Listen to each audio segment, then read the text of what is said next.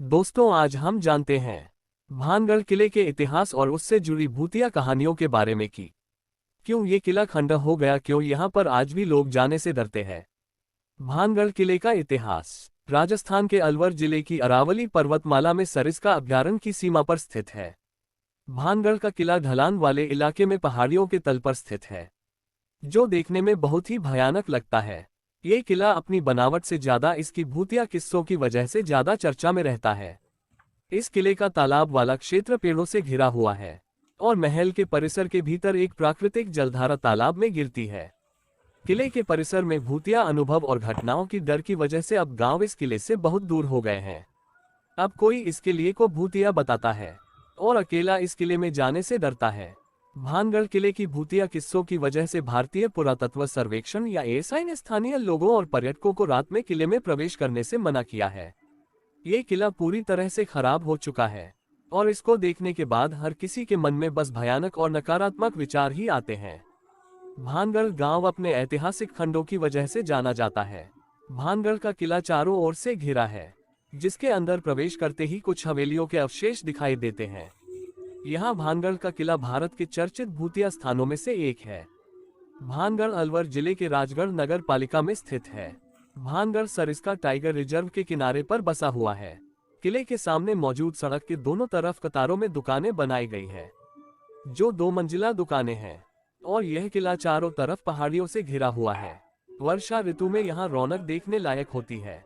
कहा जाता है कि यहाँ आज भी भूत रहते हैं। सूर्य उदय होने से पहले और सूर्यास्त के बाद किसी को भानगढ़ किले में रुकने की इजाजत नहीं है।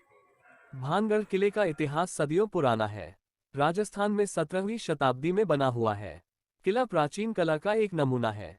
भानगढ़ किले को लेकर कहा जाता है कि आमेर के राजा भगवत दास ने इसे अपने बेटे माधव सिंह प्रथम के लिए 1573 में बनवाया था। भानगढ़ किले में कई प्रमुख स्थल है, लेकिन उनमें मंदिर सबसे प्रमुख है। मंदिर के दीवारों और खंभों की नक्काशी इतनी खूबसूरत है जो इन्हें बनाती है। मंदिर में स्थित भगवान सोमेश्वर का मंदिर, गोपीनाथ का मंदिर, मंगला देवी का मंदिर, केशव राय का मंदिर स्थित है। अगर भानगढ़ किले के इतिहास के बारे में बात करें तो इससे 2 अलग अलग कहानी निकल के सामने आती है, जिसकी वजह से भानगढ़ किले को इतना डरावना बताया जाता है। इसके लिए की बर्बादी की कई किस्से हैं, जिस पर लोगों की अलग अलग मान्यताएं हैं, लेकिन अभी तक इन सभी कहानियों की सच होने का कोई प्रमाण नहीं मिला है। इन कहानियों में 2 कहानियां बहुत प्रसिद्ध है। पहली राजकुमारी रत्नावती की खूबसूरती के कारण भानगढ़ के तबाह होने की कहानी, और दूसरी ऋषि बालूनाथ की बात न मानने से भानगढ़ के तबाह होने की कहानी बहुत प्रसिद्ध है। पहली कहानी, भानगढ़ के किले में एक राजकुमारी रहती थी जिसका नाम रत्नावती था। रत्नावती इस राज्य में सबसे खूबसूरत महिला के रूप में जानी जाती थी। उनकी खूबसूरती की चर्चा आसपास के राज्य में भी होती थी। इनकी खूबसूरती के कारण हर कोई इनको देखना चाहता था। जब इनकी उम्र 18 वर्ष की थी, तभी से उनके लिए विभिन्न राज्यों से राजकुमारों के रिश्ते आने लग गए थे। एक बार राजकुमारी अपनी सहेलियों के साथ भानगढ़ बाजार घूमने गई थी। पूरे बाजार में सभी दुकानों पर घूमने के पश्चात वो एक इत्र की दुकान पर पहुंची। राजकुमारी को इत्र बहुत पसंद था, इसलिए वह इत्र की दुकान पर गई। इत्र को पसंद करने के बाद उसको महल में भेजने को कहा। राजकुमारी से थोड़ी ही दूरी पर एक व्यक्ति खड़ा था।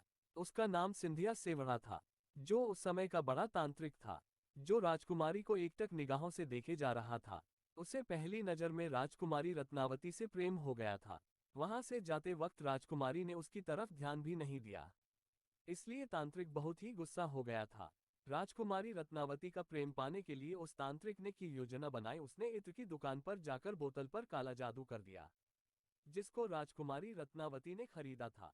उसने अपने वशीकरण मंत्र उस पर बोतल पर कर दिया था, जिससे जो भी इत्र को लगाता है वो उस तांत्रिक के वश में हो जाता, इसके पीछे पीछे चल जाता। लेकिन राजकुमारी रत्नावती को इस बात का पता चल गया। उन्होंने इसकी बोतल को एक चट्टान पर छोड़ दिया। वह चट्टान तांत्रिक के ऊपर जा गिरी, जिससे उसकी मृत्यु हो गई। लेकिन उस तांत्रिक ने मरते समय पूरे भानगढ़ को श्राप दे दिया कि कुछ ही दिनों में पूरा भानगढ़ तबाह हो जाएगा। तांत्रिक के मरने के कुछ ही महीनों बाद भानगढ़ और अजबगढ़ राज्य के बीच युद्ध हो गया, जिसमें भानगढ़ राज्य की हार हुई और वहां की सभी व्यक्ति मारे गए, जिसमें राजकुमारी रत्नावती की भी मृत्यु हो गई।